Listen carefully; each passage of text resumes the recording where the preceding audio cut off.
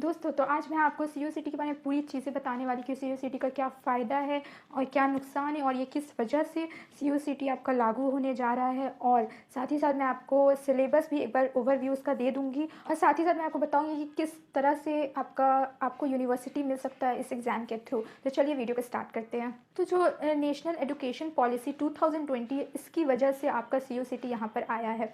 तो सीयूसीटी की सबसे बड़ी वजह क्या है, पहले मैं आपको बता देती हूँ कि इन यूनिवर्सिटीज़ जो थी उन्होंने डिसाइड किया आपस में कि हमें सीयूसीटी करना चाहिए, कॉमन एंट्रेंस टेस्ट करना चाहिए, क्योंकि इस बच्चे को इसमें फ़ायदा होगा।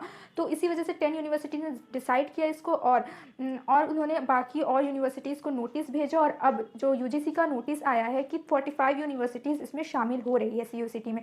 पहले 10 यूनिवर्सिटीज़ ने अपने अपने अंदर डिसाइड किया, अब उन्होंने कि वो लेंगे सीयूसीटी 10 यूनिवर्सिटी, लेकिन फिर अब एनटीए ने सीयूसीटी को अब ले लिया अपने अंडर। तो अब वो 45 यूनिवर्सिटीज़ में अब सीयूसीटी कंडक्ट होने जा रही है। तो सीयूसीटी का सबसे बड़ा फ़ायदा ये है कि देखिए, मैं आपको बता देती हूँ, एक एग्जाम्पल के थ्रू मैं आपको बताती हूँ। फॉर एग्जाम्पल कि अगर कोई बच्चा लेना चाह रहा है एडमिशन जामिया मिलिया इस्लामिया में, लेकिन वो अपना बैकअप रख रहा है एएमयू को, ठीक है।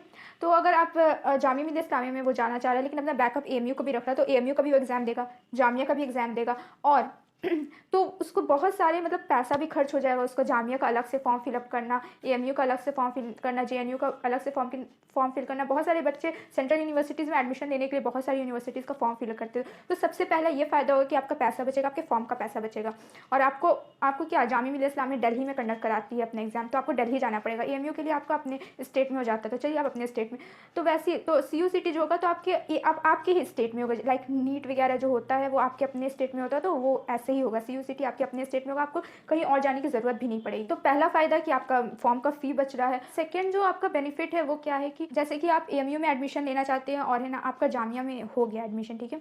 और बहुत सारे जो बच्चे होते हैं वो क्या होता है कि वो एएमयू में एडमिशन लेना चाहते हैं अलीगढ़ मुस्लिम यूनिवर्सिटीज़ में, पर उनका जामिया में पहले जामिया का एग्ज़ाम हो गया, तो उनका जामिया मिलिया इस्लामिया में हो गया। अब वो बोल रहे हैं कि मैं अब एएमयू में कैसे जाऊँ, मेरा जामिया में हो गया, क्लासेस स्टार्ट हो गए, ये एक्सेट्रा ये सब थिंग हो जाती है। लेकिन सीयूसीटी आपका होगा तो आपको प्रेफरेंस चूज़ करने को मिल जाएगा। आपको जो यूनिवर्सिटी में चाहिएगा आप उसी का एग्ज़ाम दीजिएगा और आपका रैंकिंग आ गया तो आपको वो यूनिवर्सिटी मिल जाएगी, आपको फिर इधर उधर करने की ज़रूरत नहीं पड़ेगी। तो ये सबसे बड़ी वजह कि आपको इधर उधर जो करना पड़ता है वो करने की ज़रूरत नहीं पड़ेगी। जो यूनिवर्सिटी में जो बच्चा जाना चाहता है वो उस प्रेफरेंस को डाल सकता है। और फिर आपको ये नहीं करना पड़ेगा कि अरे मैं तो एएमयू का एग्ज़ाम दे रहा हूँ, मैं जामिया का भी एग्ज़ाम दे रहा हूँ और मेरा जामिया में हो गया लेकिन मेरे एएमयू में लेना था, अब मैं क्या करूँ।